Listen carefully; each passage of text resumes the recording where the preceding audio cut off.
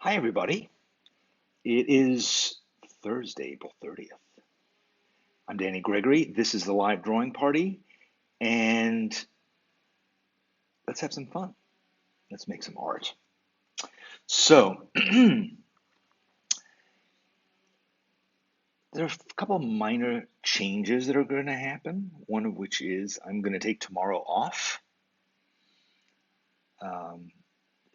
It's been a daily thing for a while, but I'm just going to take one day off to, I don't know, to have off, to make some art on my own, perhaps, without you, and to allow you the opportunity to not be assailed by me each morning, to have one morning off.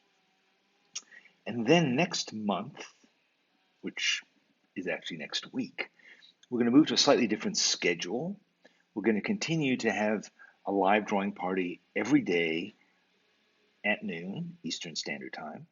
However, Coach and I are going to alternate. So she's going to do Monday, Wednesday, and Friday on Instagram, and I'm going to do Tuesdays and Thursdays right here on YouTube and Facebook.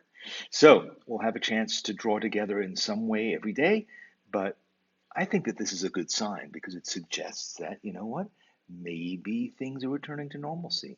Maybe you don't need us anymore. Maybe we can all go back to socially distancing from each other. But I don't know. I really enjoyed our time together and I want it to continue. But we're in the interests of appearing to return to normalcy. We're going to adjust the schedule. We'll see how that goes. Yes, so we have lots of folks here. I noticed our first visitor from Moscow, or at least the first one that I've noticed. Unfortunately, I don't know how to read Cyrillic letters, so I don't know how to pronounce his, her, or their name. But welcome, and welcome to Margaret in Augusta, Georgia, and Corrine in Pasadena. MC McDonald, you're our first MC. I love MCs. By the way, have you watched the Beastie Boys um, live bio documentary on Apple Plus? I'm just, I've always been a huge fan of the Beastie Boys. I loved their book, and now they've turned it into a thing. So speaking of MC McDonald in Lunenburg, Nova Scotia, home of many, I'm sure, great DJs. Who else? Jen, I hope you're back with your coffee. Uh, Ina, it's not getting to be a bird. Ina says when Danny said he planned to take Monday off and then didn't, I wonder whether this is getting to be too much for him. It isn't at all. I was planning to take Monday off because we worked on Saturday, and there are union rules. Even artists are supposed to have a couple of days off. So I planned to take Monday off, and then Monday rolled around, and I thought, you know what? I miss you guys. I want to hang out. So I came back. But I am going to take tomorrow off because I promised my wife that I would. So, yes, here we go.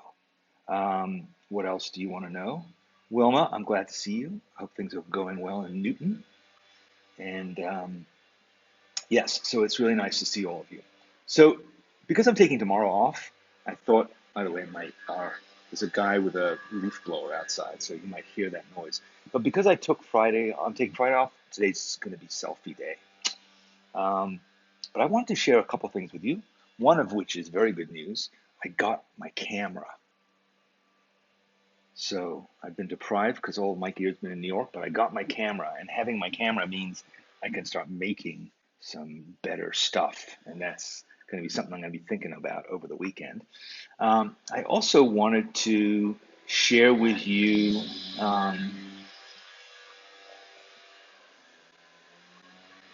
this. So I found out about this artist. Is this really annoying? Hopefully you can't hear it. I found out about this artist whose name is Jim Batcher.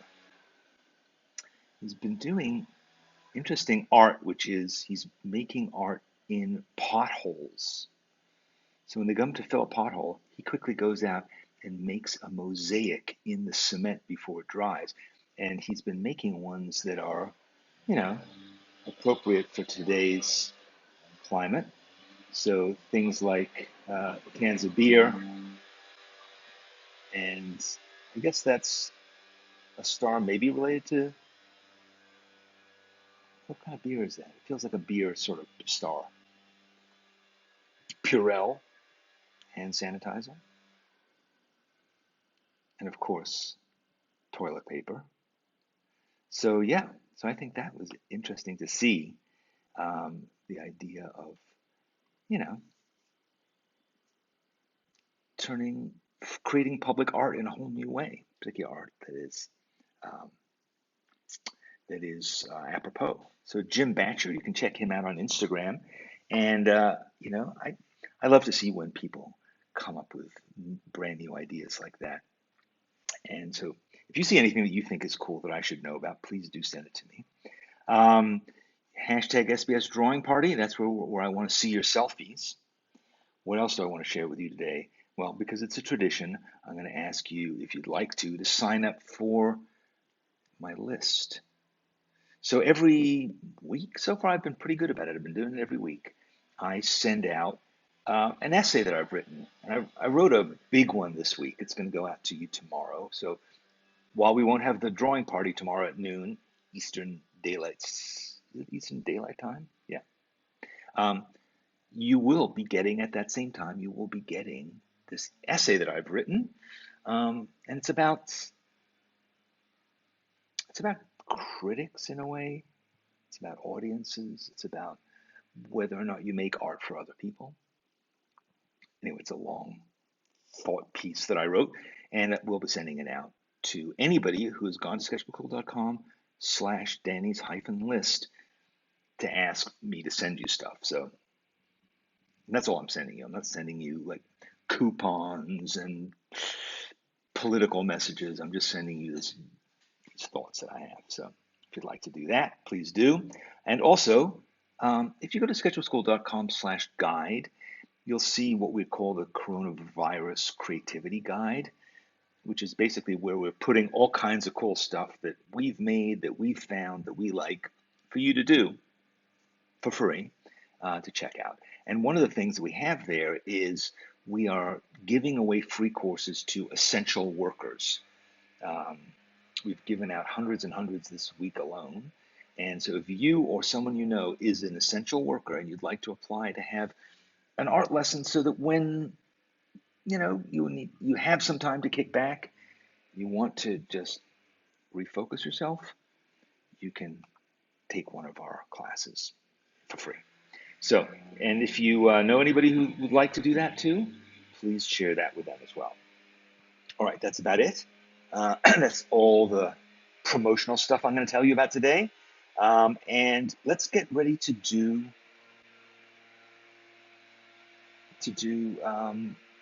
So Gina asked, will the drawing party be at the same time every day? Yes. No, it's not.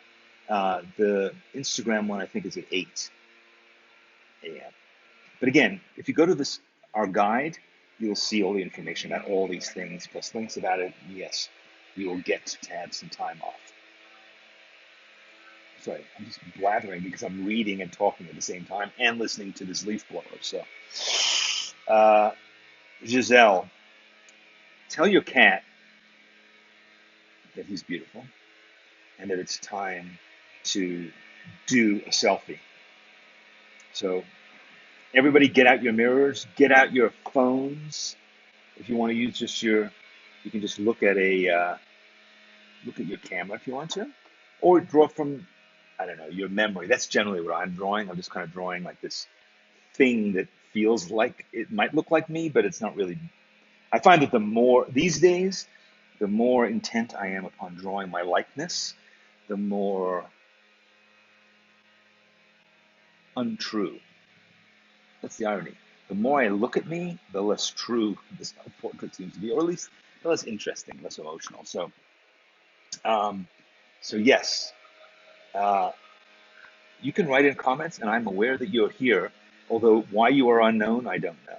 But yes, write in your comments. I'm seeing them. So, all right, here we go. I want to show you. I've been drawing these things on a regular basis. These selfies, I just kind of draw them. Um, Some of the ones I drew this week. It's kind of me with an exaggeratedly long bit of hair, and I saw somebody wearing these white glasses. Who was it? I forget, but I saw somebody wearing these white glasses, and I would never wear them, honestly, but I was interested to see what I would look like if I did. So there's that. Not sure what to say about this guy. Kind of, he looks a little stunned, and he looks a little jowly. I guess that's how I was feeling a couple days ago when I drew him. This guy also looks a little stunned and a little mad. So yeah, this guy has a stronger jawline, perhaps, but also looks a little unhappy. Let's see, maybe I can make. Oh, there's this guy. He's happier looking. All right, so maybe I should consider drawing something that looks a bit more pleasant today. Why not? So anyway, so get out your gear, whatever form it takes, digital, analog, or somewhere in between. And let's try and capture how we feel. And the leaf blower is literally outside the door.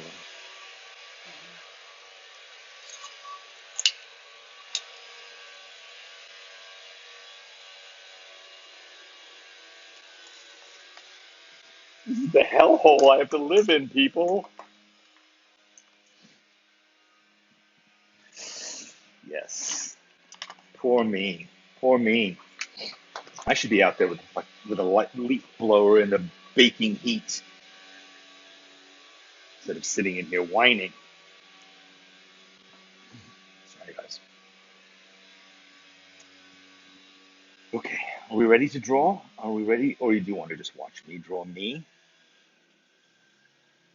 Let's do it. You can draw by hand, you can draw by paper, you can draw on a computer, you can draw on a telephone, you can draw on a washing machine, you can draw while leaning against an exercise bicycle.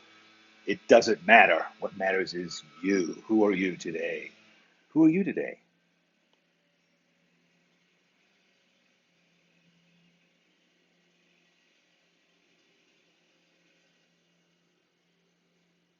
Let's start there. Why don't I have happy portraits? Because I'm not happy. I am happy. I'm delighted, actually.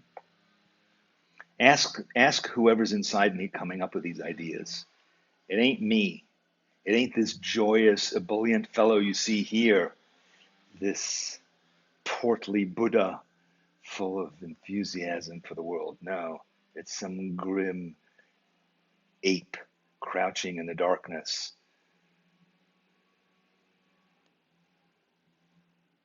muttering, but drawing. So give him that.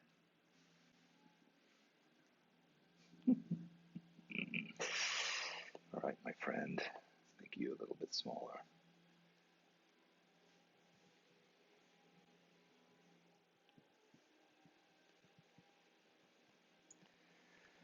Um,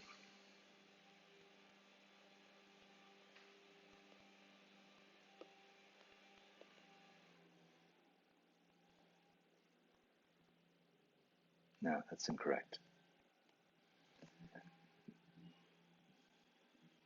That's better.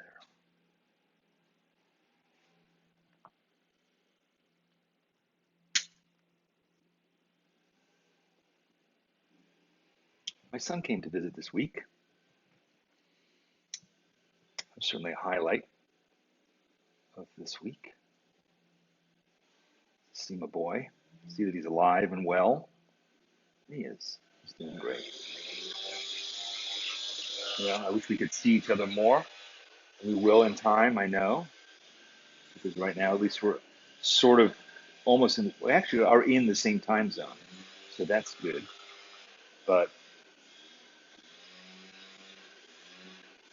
I mention that because he has a beard, and he's been trimming it.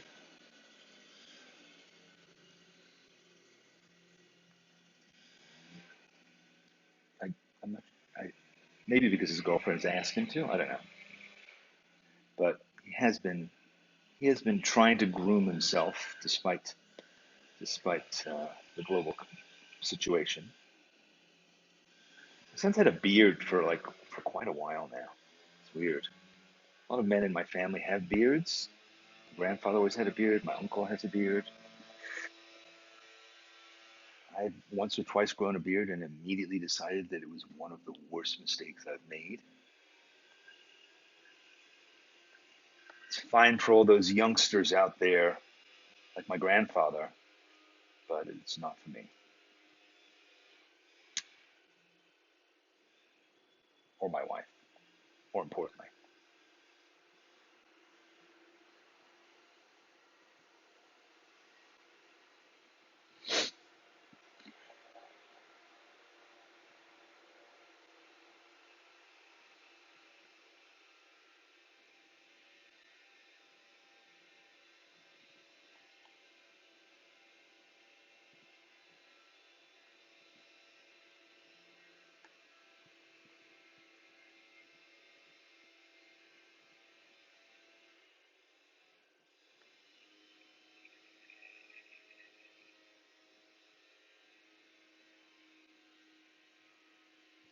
You know that old joke, big noses run in my family, particularly when we have colds.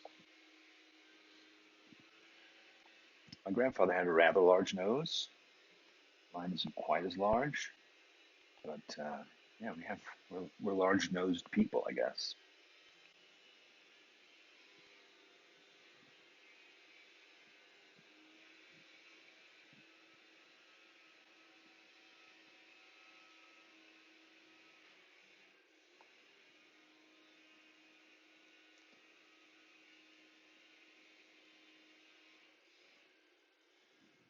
So I'm going to try and make myself seem happier today. Can I do it? Sure I can. Come on. A gifted artist. Sure I can draw a smile.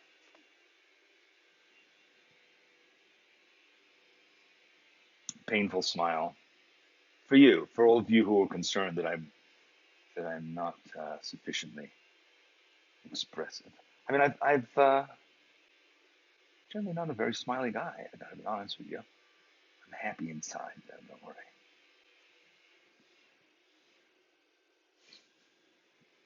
Mm, yes.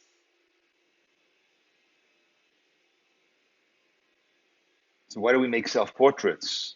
Mm, how do you pronounce your name, my friend in Moscow? Is it? I don't know. I want to say Mapna, but that couldn't possibly be right. I like to draw self-portraits for a number of reasons, and let me tell you a bit about that. One of the reasons is that I am extremely good looking and therefore a pleasure to draw. Perhaps you are too. No, I like to draw myself because I'm available as a model. Always here whenever I feel like drawing. There's that face looking back at me. Never says, you know what, I need a break. I have to go outside and smoke a cigarette. I want to raise. No, my face is just there, happy to cooperate. And so therefore, I'm happy to, to play it, to say, all right, that's good. Let's let's draw you. So that's one reason. Availability of the model. Another reason, it helps me, and this is the more important reason, it helps me to understand where I'm at today. Self-awareness, you know?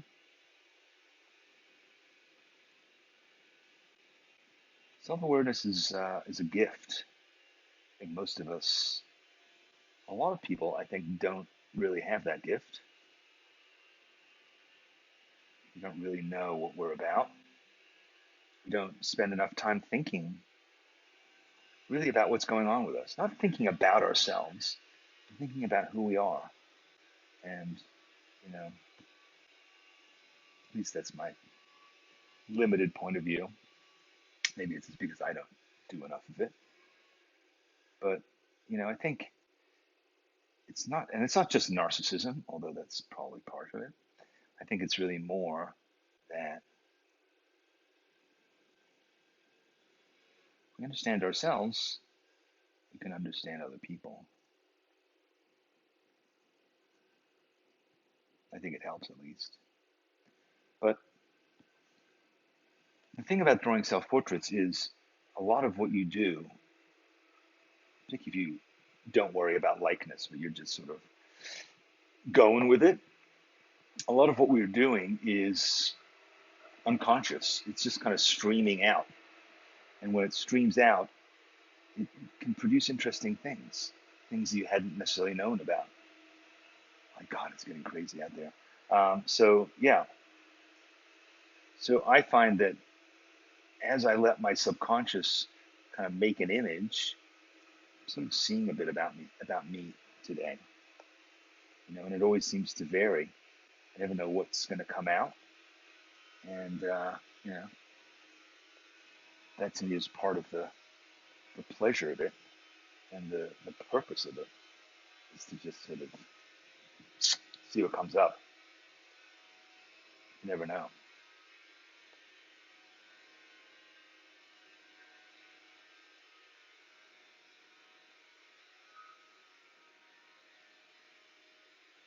Like I'm not really happy with this drawing at all. I don't like it, and I'm very close to dumping it. But I also want to spend a second thinking about why that is. I think it's because this line that I drew initially made me look like I have this beard, and the beard thing is bugging the hell out of me. I look like some sort of rabbinical student or something. That's an interesting thing that I thought about, right?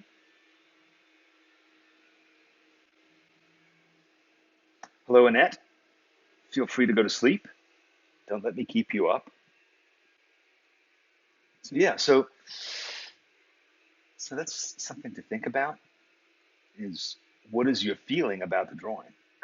Because when you don't like it, that doesn't necessarily mean that it's a bad drawing. It just means that's how you're feeling about it right now. And how you're feeling about it right now can change as you continue to contemplate it, as you continue to work on it, as you learn and discover new things.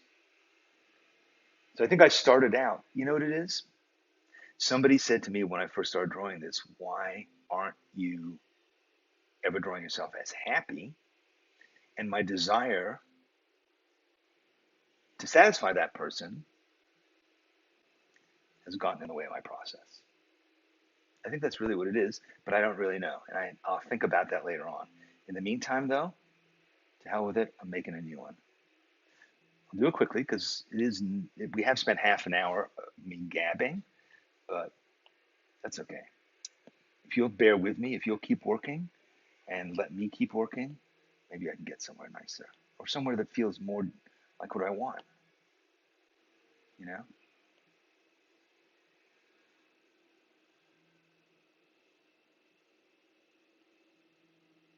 Whoa.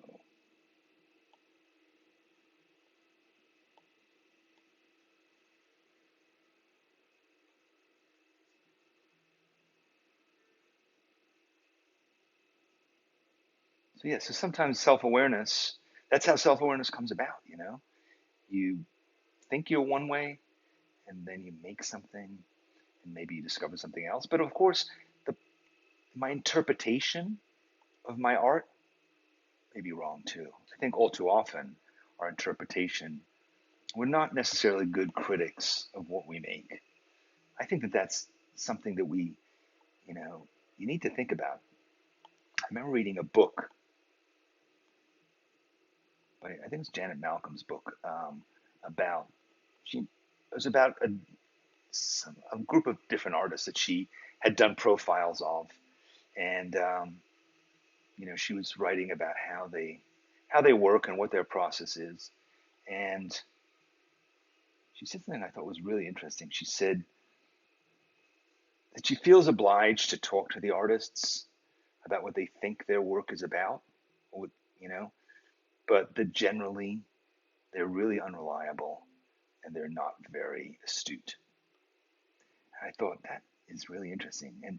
And in a way, it's like, I don't know if you've ever had this experience of you go to a gallery and there is the obligatory artist statement Xeroxed and stapled together in a stack by the door, and they're explaining in usually extremely pompous terms why they made what they made and what they're trying to say. A lot of times it's completely incomprehensible, and that sort of explains it. It's like, you know what? They don't actually know what the hell they're talking about. It's not their job. Their job is not to explain it. Their job is to make it. It might be the critic's job to explain it. Might be. They come along and they say, this is where this fits into the history of art, or this is where it fails in its ambitions, I guess. All right, fine. That's sort of their job. Again, they're not definitive, I don't think. I mean, no matter how great of a critic you are, it's still an opinion.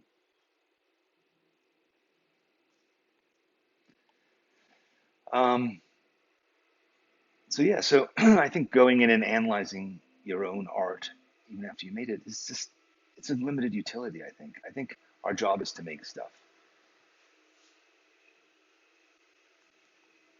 and to focus on that, spend our time on that rather than on deciding whether it's good enough. But that's just my opinion. What's yours?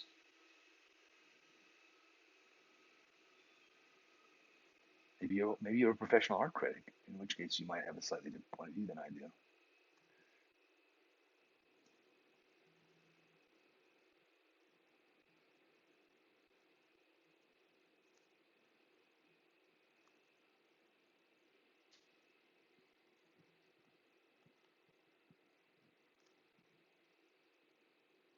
I think art critics are, I mean, I don't spend a lot of time reading art criticism. It's not something terribly interesting to me, but I think like any sort of intellectual exercise, it can be quite useful. It can be interesting to say, okay, these are the types of things that one can think about when it comes to making art. And so I think on some subliminal level, you put that into your mind, um, and maybe it comes out in some way. That's about all I think about. I find that when I was a teenager and I would try and like be really deliberate about what I was making, it was really lame. I was going to make a statement of some kind. I don't know. Again, this might be just the shortcomings of my abilities, but it just felt like working without intention was much more useful to me, and more interesting things would come out rather than my trying to depict some idea that I'd come up with.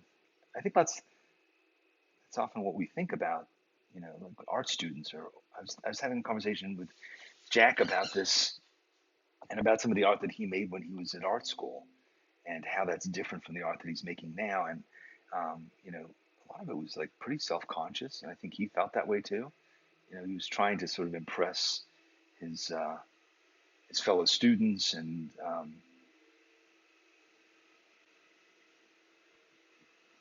come up with ideas that he could defend in crit.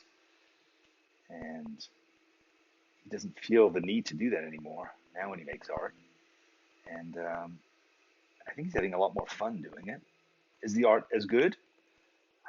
I like it. I love what he makes now.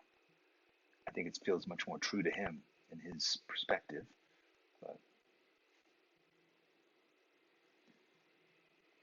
that's again a critique, so I'll avoid doing that.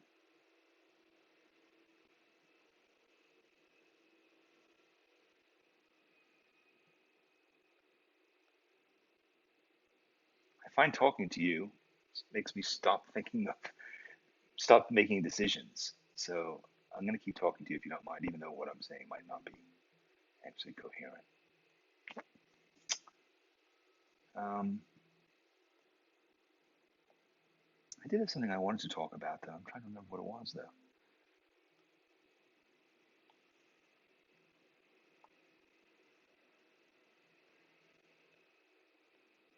Oh, I know what it was. So I read this study, I read about a study recently that said that it was a study of dreams that people have been having since the pandemic began. These researchers have been asking people, "What are you dreaming about?" And what do you remember of your dreams? And what's interesting about it is that the nature of people's dreams has changed. Not permanently, but we'll see if it's permanent. But the change has been that people are somehow digging deeper into their subconscious when they when they create dream content. So, like, in some ways, of course, the dreams are scarier and more terrified, you know, but which is understandable, right? Because they're stressed out.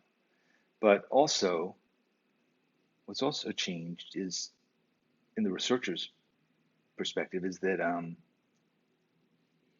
they have less stimulation. Like, so what dreams, researchers believe that dreams are really the brain sort of synthesizing and um, cleaning up the memories from that day, right? So you've experienced all these different things. Your brain is kind of awash in experiences, and the dream work is kind of like going through all those memories and deciding what's worth keeping, and what um, needs to be shelved. And our experience of dreams, again, if you know a lot more about dreams than I do, this might all be bullshit, but basically,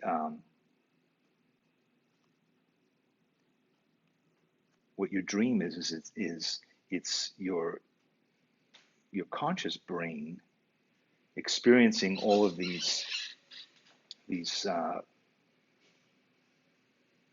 memories that are being processed and thinking that they're real and combining them. So your brain is sort of going through the cleanup process, and then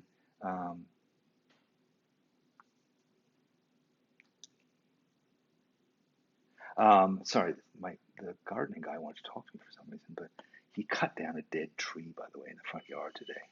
It had to be done, but it was painful. Big tree. Anyway, so let me concentrate and explain this. So dreaming, you're experiencing all these different things during the day. You go to sleep, your brain is sort of cleaning stuff up, deciding what's important to keep for longer term memory and what is useless. But of course, it's going through just all these experiences in, I guess, maybe in a random order.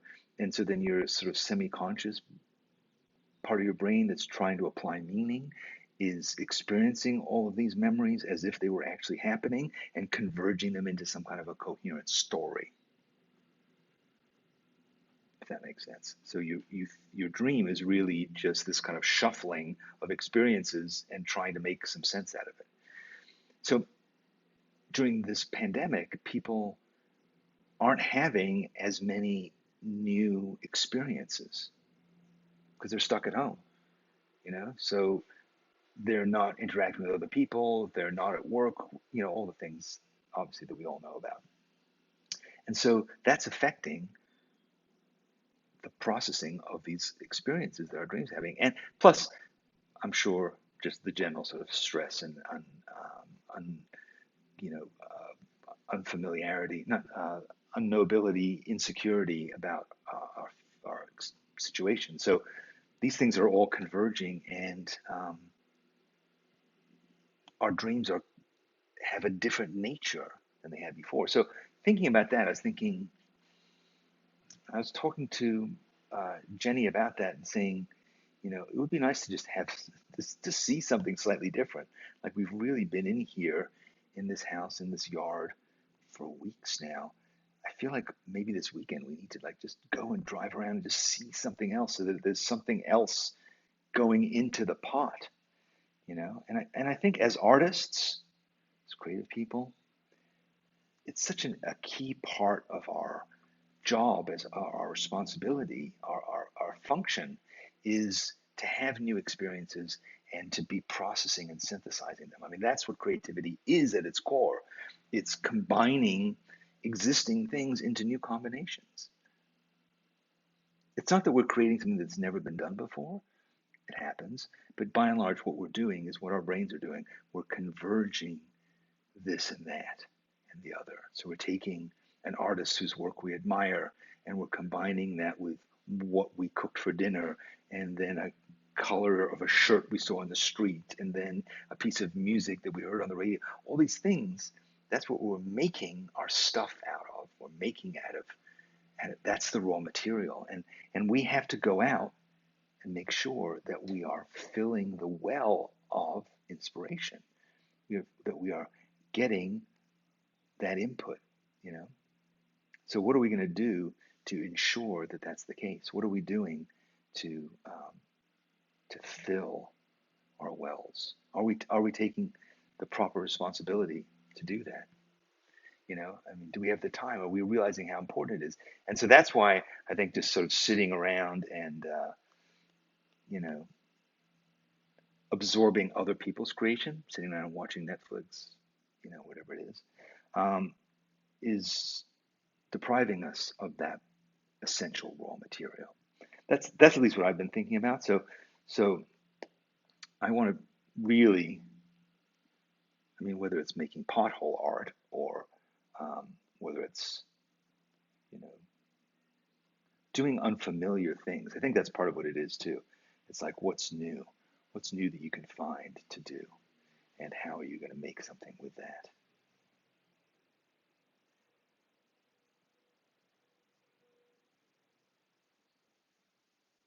Yeah.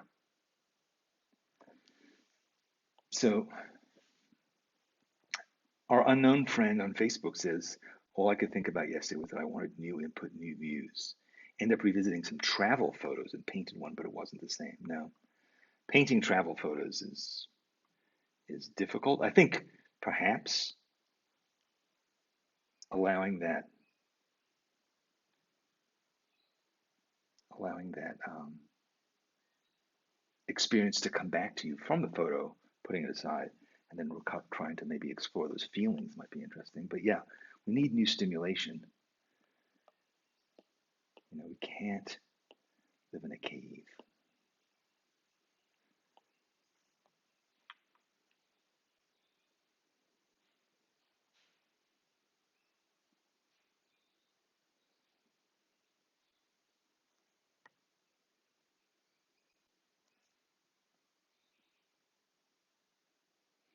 Our creativity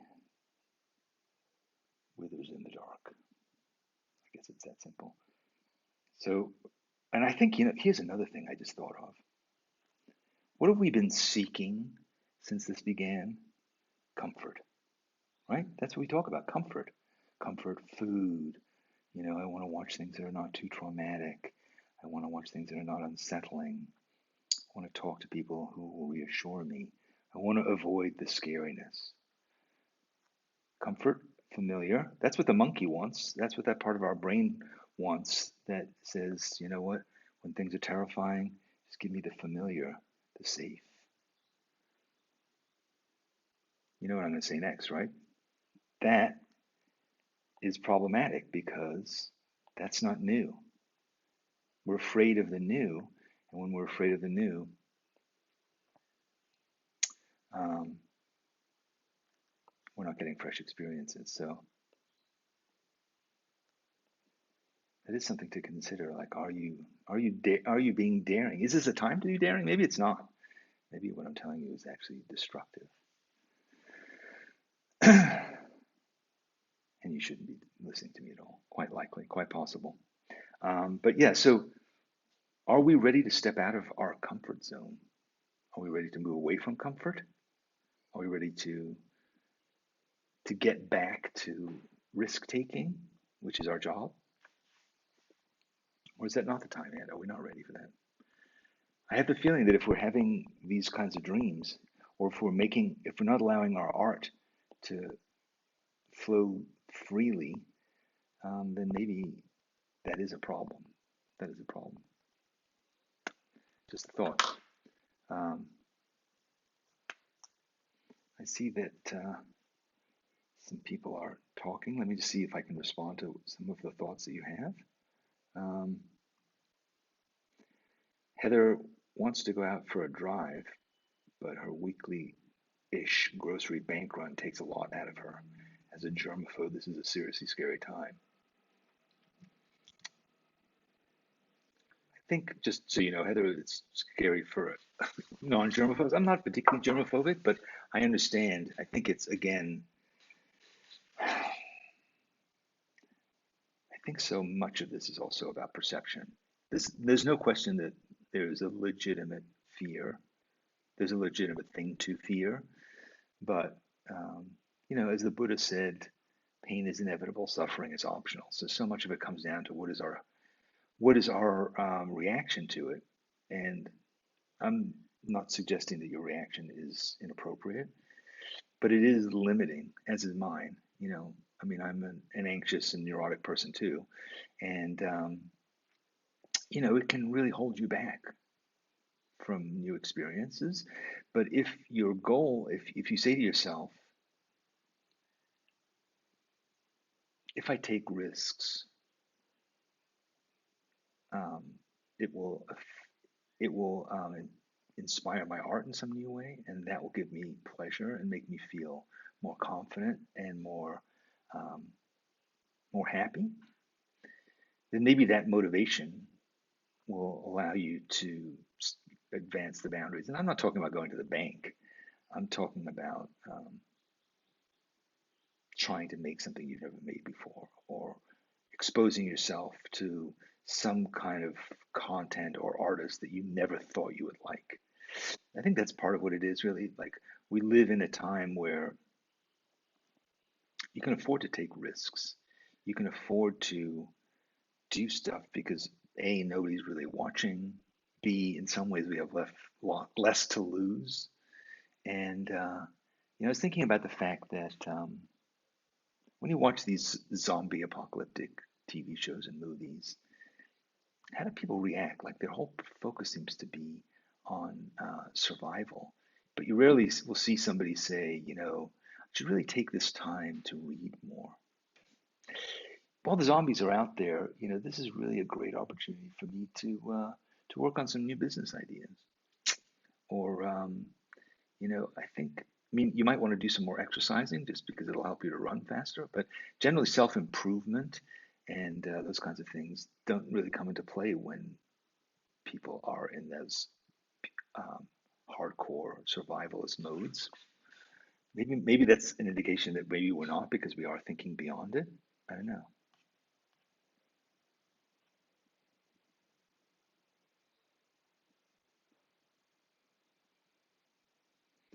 I like this idea that JJW says, we have a row of poppies. Nearly every day I go examine the changes in the buds. It offers me tremendous excitement and joy. I understand that. I spend a lot of time watching the birds out here. I've learned a lot about how they fly. Like I've realized how incredibly differently different birds fly. Some are incredible flyers. I mean, hummingbirds, seeing what they can do. They're like stunt car drivers. But then you'll watch like a quail and it's like it's ridiculous. It's crazy. It can barely fly at all. Um, and then there are some birds that are just so graceful and beautiful. So I find that nature, as always, is a great source of comfort, but also learning. Trying new stuff, new different things. Um, and he says taking risks in life creates an abundant life and much more creativity. Exactly, exactly. Kim cites a quote. I've read a quote and have no idea who wrote it, but it was said, "What would life be if we had no courage to attempt anything?" I can tell you, we wouldn't exist. If we don't take risks, then we can't come up with solutions to problems. It's that simple. So we would die. Our ancestors were risk takers. The people who didn't take risks didn't survive to pass on their genes. We are all descended from risk takers. And we live in a time of constant change, not just the pandemic, but the last 150 years, probably the last 20,000 years. Change is endemic. Change is everywhere. We have to be able to respond to change. We can't remain the way we are. We have to always be thinking of new things and ways to respond to climate change, ways to respond to changing relationships with other people, ways to respond to economic vagaries. We have to be able to change. We have to be able to respond. And the way that we learn to do that is by bringing in input that gives us new ideas. If we don't have that stimulation, if we aren't reading history, if we aren't looking at literature, if we aren't trying out new foods, if we aren't, you know, teaching our kids that it's okay to try new things sometimes within certain limits, um, you know, then we're not preparing ourselves to come up with ideas and solutions. And it's up to all of us, as we see now, it's up to all of us to be responsible for these changes in our lives. Mom and dad aren't going to take care of us. Government may or may not take care of us. Um, you know, we're all in this. We all have to decide what we're going to do. And so we have to consider the limits of our fear. We have to decide how much risk we can take, or we have to just try boldly to try to do stuff. And that's again coming back to what it is to be a creative person. This is why I keep incessantly banging on about this word creativity, which has become, I think, an old saw these days. It's become overly familiar, overly um, and misused. Creators. I'm a creator. Um, but it is an essential life skill that we're never really taught in any kind of organized way. And so it's up to us to learn about it, to read about it, to see what other artists do, what other creative people do, inventors, what do they do in their lives, and how can we apply not necessarily the exact processes that they use, although those are good to know about, but also the mindset of an adventurer, of an explorer, you know, even a germophobic one. Our president is a germaphobe, but he seems to have taken risks for better or for worse. So yes, it's possible to be both. Deb says, as a 67-year-old in several high-risk groups, I'm a bit concerned, but since I'm doing everything I can to protect myself, I'm not overly worried. I think that's probably the best way to protect yourself, honestly. You know, and I think over time we're getting used to our anxiety, right? We're getting used to it. We're realizing the limits of being horribly worried all the time. Yeah. Jen makes a good point. The characters that read more are usually the ones that survive almost to the end of the film. Almost to the end of the film. Do you remember that? Speaking of book readers, did you ever see that episode of The Twilight Zone about the guy who was an avid reader? It's like this little mousy guy with big thick glasses who loved to read, and his job is working in a bank, and he goes into the bank vault to sneak a little reading episode. I think during lunchtime, he's in the bank vault reading some novel, and this worldwide disaster happens while he's in the bank, in the safe, and everybody is killed. And he emerges from the dust, comes out of the safe. He's been protected by being in there with his book, and he goes out and he realizes that everybody is gone, and it's like his dream come true. He's the last man on earth, and he has all the time in the world to read. And he goes to the New York Public Library, I think it is. He's like so excited because there's just endless books and endless time, and nobody's going to interrupt him, and it's just fantastic. And then his glasses slip off his nose and smash on the floor. Yeah, but he does. He's the last man alive. Maybe.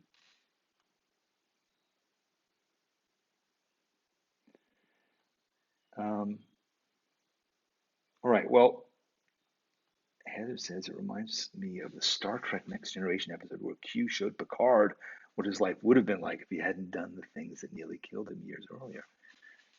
I've never really watched much of Star Trek. I probably should, but that, I mean, that's also it's a Wonderful Life, right? So yes. Anyway, thanks for hanging out with me today, um, and I won't see you tomorrow, but I look forward to seeing whatever selfies you post. Look at the selfie of me now that I'm looking at it. Very kind of pale, bewildered looking. They're always interesting, these drawings. I mean, I don't know quite what to make of them, but maybe one day I will. Maybe someday somebody else will. Maybe nobody ever will. Maybe one day I'll drop my iPad and they'll all be gone. Who knows? Um, Andres, you're a buzzkill. It's true. Maybe he can. But how can he find it? He doesn't have glasses. He can't see. They were very thick. All right. Well, I will see you all, strangely enough, on Tuesday. Now, here's what I will say. I will be seeing you less often, but I will be seeing you better, like the man with thick glasses. I will be seeing you. I will be able to clear some space in my head. I'll be able to fill my well. So when I do see you, I will be full of positive energy. Let's see how my selfies change. Let's see how yours do too. And in the meantime, have have a weekend. Make it thus, as opposed to just more days that flow by. Try and make something special with it. I think I will. And let's see. what next week brings. Join Kosha, if you would, on Monday on Instagram.